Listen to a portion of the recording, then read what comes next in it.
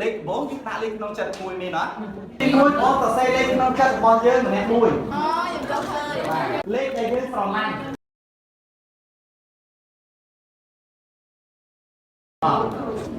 ទៅបាទមកជាមួយនឹង3បាទដាក់ចម្លើយមកស្មើប្រមាណបាទតែមិនបាច់ប្រាប់លោកគ្រូទេណាបន្តទៀតបងយកចម្លើយដែលឃើញយកចម្លើយដែលឃើញគុំនឹង2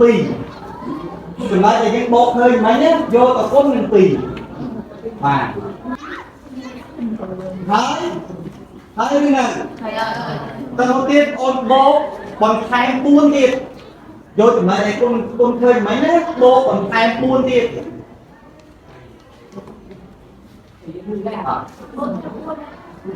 បកបន្ថែម4ទៀតហើយវិញណាហើយឃើញចម្លើយហើយមែនអត់ឃើញចម្លើយហើយអូនយកទៅចែកនឹង2ចែកនឹង2បាទអូនចែកនឹង2បាទឃើញចម្លើយនោះបាទហើយអូនដកលេខដំបូងគេដែលអូនគិតក្នុងចិត្តមិញនេះចេញ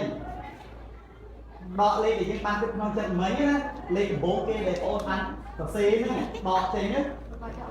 តោះយើងអូនតាមប្រាប់ចំណុចលោកគ្រូនៅទីចំណុចក្រោយតោះចាំចំណុចក្រោយគឺបាទចំណុចក្រោយគឺ5អូមិនលំទេត្រាំចា5លេខបងយើងដាក់លេខក្នុងចិត្តមួយនេះណា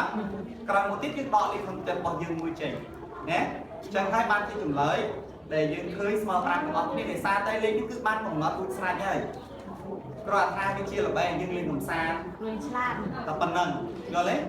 ហើយបញ្ជាក់ណាល្បែងនេះគឺលោកគ្រូមិនមែនជាអ្នកបង្កើតទេណាបាទ